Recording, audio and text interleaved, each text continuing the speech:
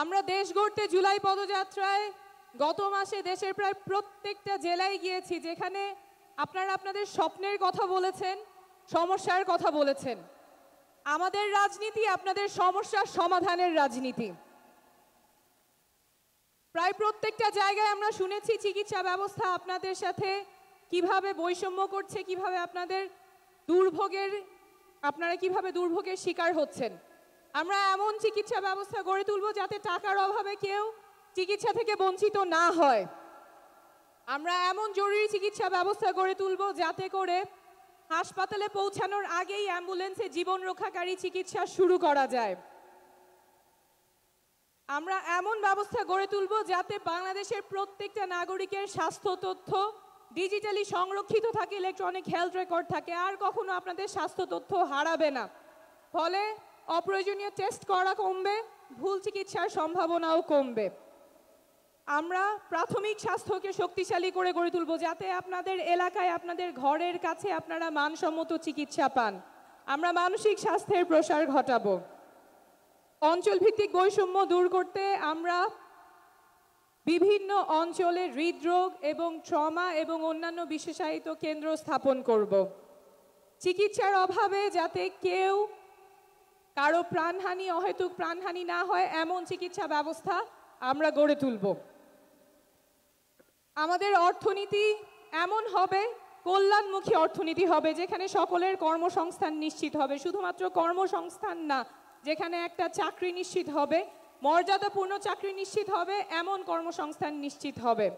শুধুমাত্র বেতন খেয়ে পড়ে বাঁচার অবস্থা, এমন কর্মসংস্থান আমরা চাই না। এমন কর্মসংস্থান চাই যেখানে নাগরিকের মর্যাদা থাকবে এবং ভালো করে বাঁচার সুযোগ দিবে। আমরা কর কাঠামো ন্যায্যভাবে ঢেলে সাজাবো যাতে করে ধনী গরিবের বৈষম্য দূর হয়। আমরা এমন রাজনীতি করব যাতে করে বাংলাদেশের প্রত্যেকটা নাগরিক রাজনীতিতে সক্রিয় অংশগ্রহণ করতে পারে, প্রত্যেকটা তরুণ রাজনীতিতে সক্রিয় অংশগ্রহণ করতে পারে। আমরা দেশ গড়তে জুলাই পদযাত্রায় প্রায় প্রত্যেকটা জেলায় দেখে এসেছি তরুণেরা কতখানি উচ্ছ্বাস, কতখানি উদ্দীপনা নিয়ে আমাদের সাথে যোগ দিয়েছেন। তারা ভাবছেন দেশের কথা, তারা স্বপ্ন দেখছেন দেশ পরিবর্তন হবে, তারা দেশটা পরিবর্তন করবেন। কিন্তু বারবার আমরা শুনছি এই তরুণদেরকে হেয় করা হচ্ছে, ছোট করা হচ্ছে, তরুণরা দেশ নিয়ে বোঝে না, তারা পরিবর্তন আনতে পারবে না। কিন্তু ঠাকুরগাঁয়ের লামিম যেই স্বপ্ন নিয়ে রাস্তায় নেমেছিল, সিরাজগঞ্জের জুবাইর যেই স্বপ্ন নিয়ে রাস্তায় নেমেছিল, এখন যে প্রজন্মগত রূপান্তর ঘটে গেছে, যে রাজনৈতিক সচেতনতা তৈরি হয়েছে, সেটা আমাদের লালন করতেই হবে। আমাদের তরুণ প্রজন্মকে আর আশাহত করা যাবে না, তাদের স্বপ্ন ভঙ্গ করা যাবে না, তাহলে জাতি আবার সংকটের মুখে পড়বে। তরুণদের স্বপ্ন লালন করতেই হবে এবং তরুণদের বাংলাদেশ নতুন বাংলাদেশ হবে। আমরা এমন রাজনীতি করব যাতে করে নারীরা সক্রিয় অংশগ্রহণ করতে পারে। ভোলার সুমাইয়া যখন রাজনীতি করতে আসে তখন তার বাবা মার চিন্তা করতে হবে না রাজনীতিতে আমার মেয়েটা নিরাপদ থাকবে কিনা। সুমাইয়া রাজনীতি করতে পারবে, দেশের জন্য সক্রিয়ভাবে রাজনীতি এবং দেশ গঠনে অংশগ্রহণ করতে পারবে। আমরা এমন রাজনীতি করব যেখানে আমাদের প্রবাসী ভাইয়েরা যারা দেশ গঠনে ভূমিকা রাখতে চান, যারা নির্বাচনে ভোট দিতে চান, তাদের সেই ব্যবস্থা আমরা নিশ্চিত করব।